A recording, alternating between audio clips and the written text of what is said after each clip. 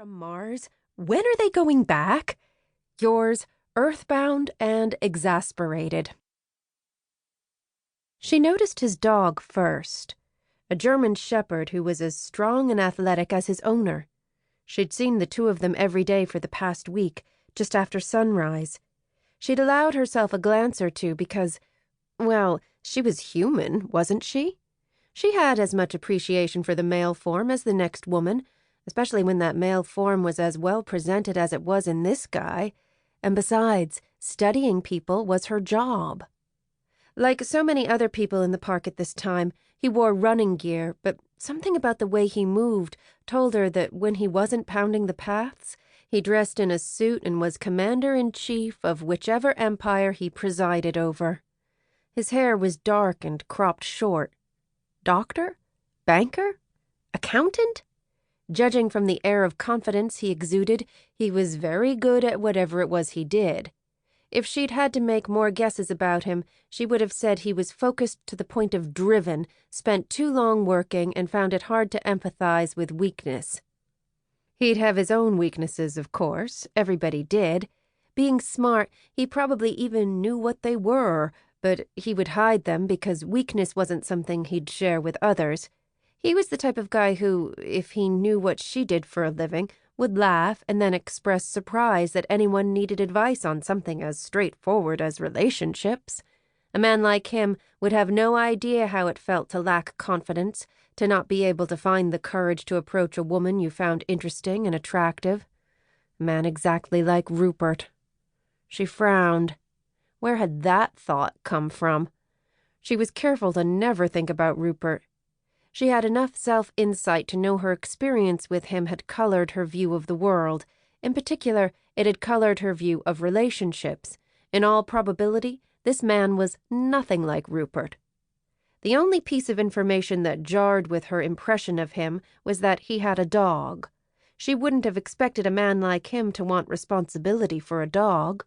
Maybe the dog belonged to a friend who was sick, or maybe it had belonged to a deceased family member. But if that was the case, then she would have expected a man like him to use a dog-walking service like the one she occasionally used for Valentine, the Bark Rangers. The dog was the one misshapen piece of the jigsaw that stopped her picture of him fitting together perfectly. Determined not to be caught staring, she ran on, her feet pounding the ground in the comfortable rhythm she now found instinctively.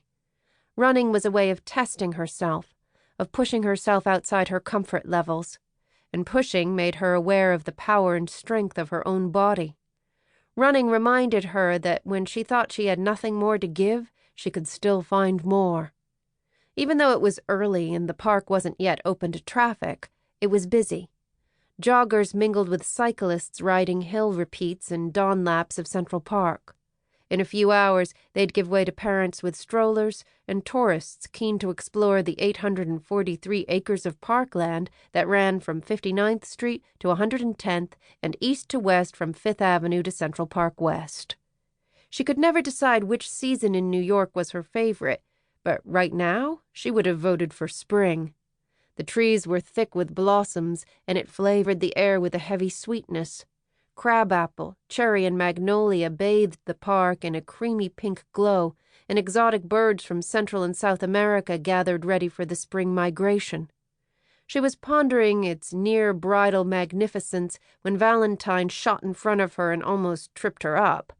He bounded after the German shepherd, who was thoroughly overexcited and refusing to come back when called.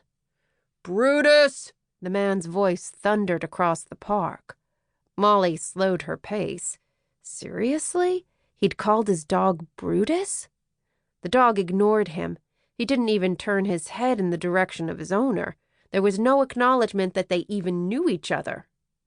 Molly decided that either Brutus was the sort of dog who loved to challenge authority, or else he didn't often find himself in the company of other dogs and wasn't about to prioritize obedience over a good time. Clearly there was one thing that power couldn't command, and that was a misbehaving dog. Was there any better leveler?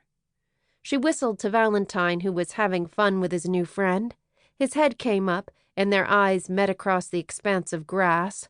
After a split second of thought, he came bounding toward her, all long lines and